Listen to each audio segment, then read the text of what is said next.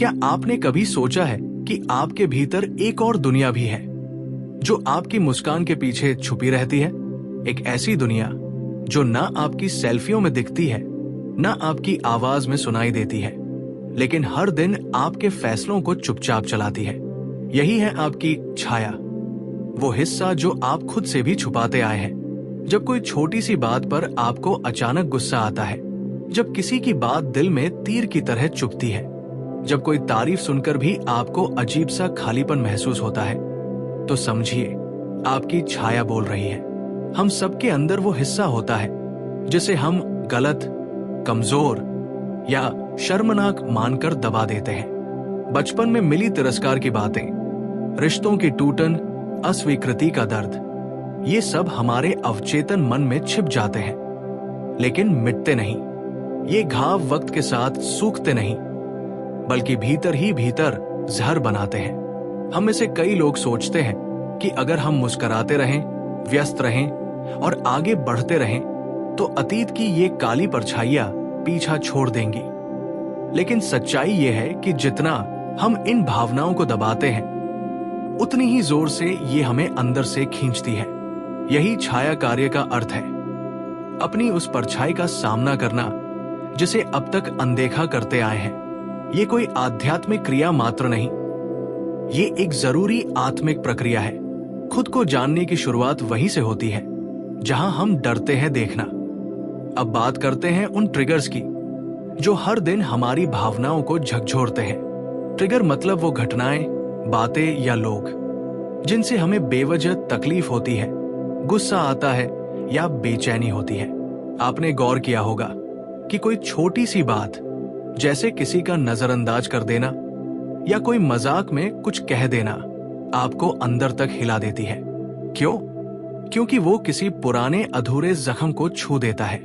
Triggers बाहरी नहीं होते, वो आपके अंदर बैठे पुराने अनुभवों की चेतावनी होती है। आधुनिक दुनिया में हम अपनी भावनाओं को मैनेज करना चाहते हैं, गुस्से पर काबू, डर को दबाना, उदासी को नजरअंदाज करना। लेकिन प्राचीन ज्ञान कहता है, जब तक आप अपने ट्रिगर को पहचानते नहीं, तब तक आप उसकी कैद में रहते हैं। जब तक हम ये नहीं समझते कि कौन सी बात हमें क्यों हिला देती है, हम दूसरों को दोष देते रहेंगे, अपने जीवन की डोर दूसरों के हाथ में देते रहेंगे।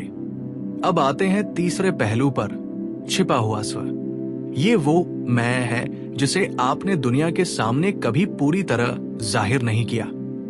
ये वो सच है जिसे आप खुद से भी स्वीकार नहीं करते। ये कोई अपराधी स्वरूप नहीं है, बल्कि वो असली आप है जो हर सामाजिक नकाब, हर अच्छा बनने की कोशिश, हर डर और हर दबाव से परे है। उस छिपे हुए मैं में वो जुनून है जो कभी डर से दबा दिया गया था। वो कला है जो काम का नहीं कहकर छोड़ दी गई थी। वो सच्ची बातें हैं जो किसी ने सुनी नहीं, इसलिए दबी रह गई। कई बार हम सोचते हैं कि हमें खुद को बेहतर बनाना है, एक अच्छा इंसान, सफल व्यक्ति, समाज के लायक सदस्य। लेकिन क्या हम कभी ये सोचते हैं कि जो हम बनना चाह रहे हैं वो शायद हमारे भीतर पहले से ही मौजूद है, बस हमने उसे छुपा रखा है? आत्मविकास का मतलब हमेशा कुछ नया जोड़ना नहीं होता। कई बार इसका मतलब है पुराने पर्दों को हटाना, ताकि जो असली आप है वो सामने आ सके। आज की इस तेज रफ्तार जिंदगी में हम बाहर की दुनिया को जीतने के लिए दौड़ रहे हैं, लेकिन जो सबसे बड़ी जंग है वो भीतर है।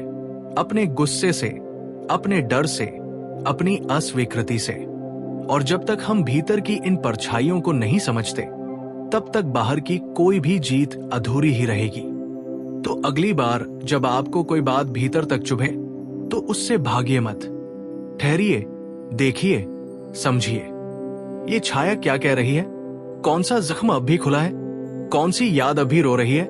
क्योंकि जो व्यक्ति अपनी छाया से आंख मिलाने की हिम्मत रखता है, वही रोशनी को सच्चे अर्थों में ग्रहण करने योग्य होता है। यही है असली परिवर्तन की शुरुआत। न कोई किताब, न कोई गुरु, न कोई बाहरी प्रेरणा, बस आप और आपका सच। जब आप खुद से मिलने लगते हैं, तभी पूरी कायनात भी आपको पहचानने लगती है। कभी आपने ऐसा महसूस किया है कि आप बार बार एक ही तरह की परिस्थिति में फंस जाते हैं, जैसे जिंदगी किसी गोल गोल घूमते रास्ते पर चल रही हो। वही रिश्तों की तकलीफें, वही असफलताएं, वही अंदर की बेचैनी और हर बार वही अंत। आप सोचते हैं कि आपने अपने जीवन में काफी कुछ बदला है। शहर बदला, लोग बदले, काम बदला, लेकिन हालात फिर भी वैसे के वैसे हैं। क्यों? यही है कर्म चक्र की शक्ति, जीवन का वो गहरा अदृश्य पैटर्न जिसे हम खुद अनजाने में दोहराते हैं। हर बार जब हम बिना होश के प्रतिक्रिया करते हैं, क्रोध से, पीड़ा से, डर से, हम उसी चक्र को दोहराते हैं। हर बार जब हम किसी दर्द को समझे बिना दबा देते हैं, हम उसे भविष्य में फिर से जीने के लिए आमंत्रित करते हैं। कर्म सिर्फ हमारे किए हुए काम नहीं है, ये हमारे सोचने, महसूस करने और प्रतिक्रिया देने के तरीके भी हैं। जो घाव हमने ठीक नहीं किए वो कर्म बनकर लौटते हैं और तब तक लौटते रहेंगे जब तक हम उन्हें देख नहीं लेते, समझ नहीं लेते और उनसे सीख नहीं लेते। ये कोई दंड नहीं है, ये प्रकृति का तरीका है हमें चेताने का, हमें बदलने का। और यहीं से शुरू होती है हमारी अगली यात्रा, भावनात्मक स्वतंत्रता की। आजादी सिर्फ बाहर की दीवारों को तोड़ना नहीं होता, ये अंदर की जंजीरों को पहचानना और खोलना होता है। क्या आप जानते हैं कि हम में से कई लोग खुद को ही अपनी भावनाओं का कैदी बना लेते हैं? किसी ने हमें ठुकरा दिया और हम सालों तक उस दर्द से बंधे रहते हैं। किसी ने धोखा दिया और हम आज तक किसी पर भरोसा नहीं कर पाते। भावनात्मक स्वतंत्रता का अर्थ ये नहीं है कि हम दर्द महसूस नहीं करेंगे। इसका अर्थ है कि हम उस दर्द को सम्मान देंगे, समझेंगे और फिर उसे जाने देंगे। ये तब होता है जब हम हर भावना को एक शिक्षक मानते हैं, क्रोध को, उदासी को, असुरक्षा को, और उनसे पूछते हैं, तू मुझे क्या सिखाने आया है? जब हम ऐसा करते हैं तो हमारे भीतर एक गहरी हल्कीपन उतरती है। हम समझते हैं कि हम अपने अतीत नहीं हैं। हम वो नहीं हैं जो दूसरों ने हमारे साथ किया। हम वो हैं जो आज इस क्षण में हैं और हमारे पास हमेशा विकल्प है नई तरह से जीने का।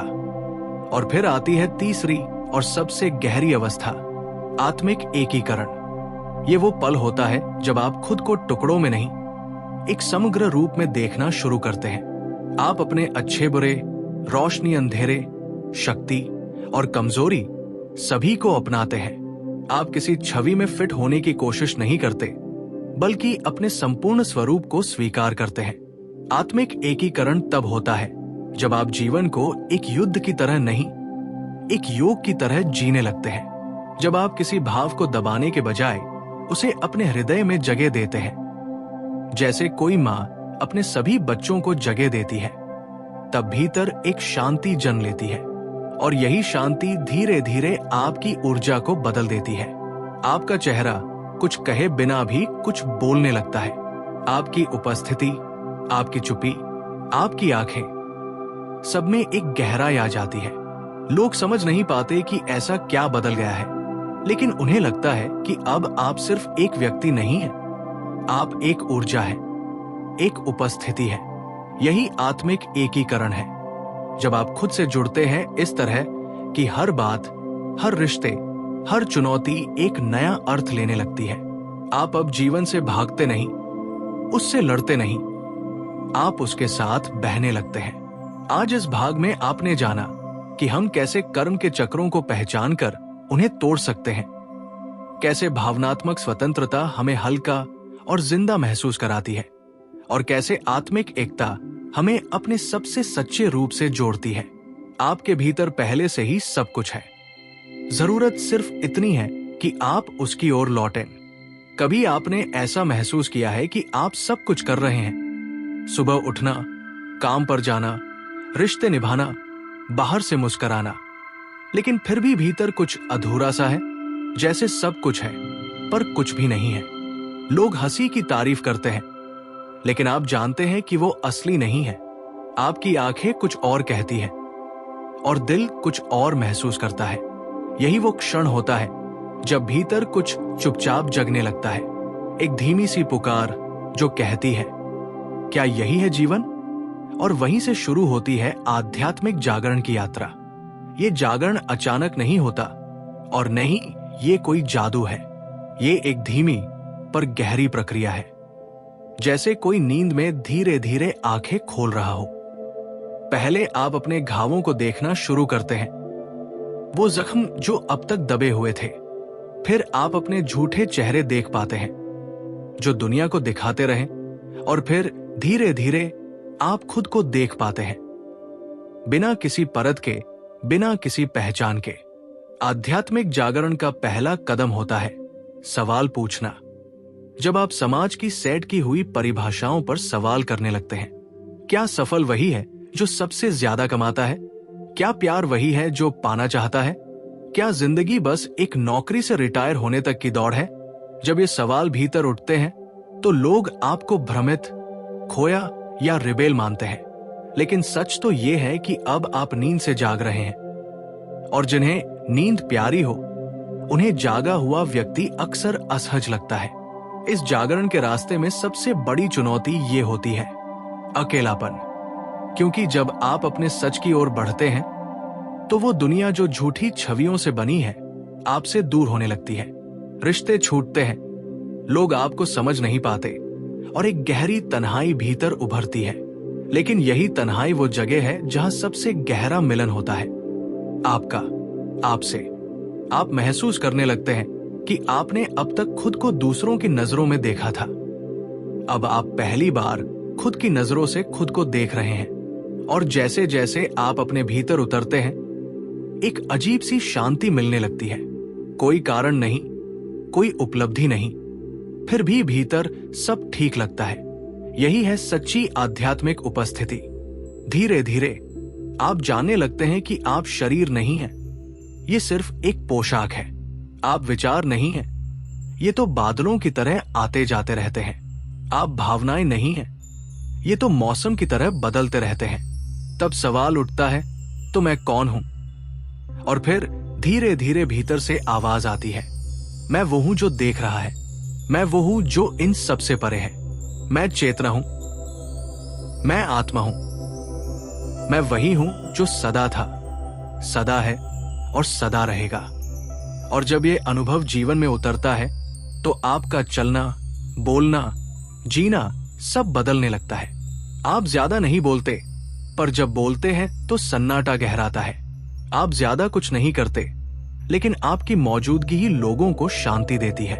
आप दूसरों को बदलने की कोशिश नहीं करते, आप खुद बदलते हैं, और वही दुनिया को बदल देता है। आध्यात्मिक जागरण कोई मंजिल नहीं है, ये एक अवस्था है, एक स्थिति जिसमें आप लगातार सजग रहते हैं, सचेत रहते हैं, और हर क्षण को ईश्वर की तरह स्वीकार करते हैं। तब हर दर्द एक गुरु बन जाता है, हर चुनौती एक वरदान, और हर इंसान एक आईना। आप अब प्रतिक्रिया नहीं करते, आप समझते हैं। आप अब डर से नहीं जीते, आप प्रेम से जीते हैं। आप अब अपनी पहचान के लिए नहीं लड़ते, क्योंकि आपको अब पता है आप पहले से ही संपूर्ण हैं। इसलिए इस अंतिम चरण पर आपसे बस यही कहूंगा, जिंदगी को सिर्फ एक नौकरी, एक रिश्ते, एक उपलब्धि की दौड़ मत बनाओ। एक बार भीतर उतर कर देखो, तुम्हारे अंदर एक पूरा ब्रह्मांड है जो बस तुम्हारा इंतजार कर रहा है। तुम वो हो जो जाग सकता है, और जब एक आत्मा जागती है तो पूरी सृष्टि उसकी रोशनी से बदल जाती है।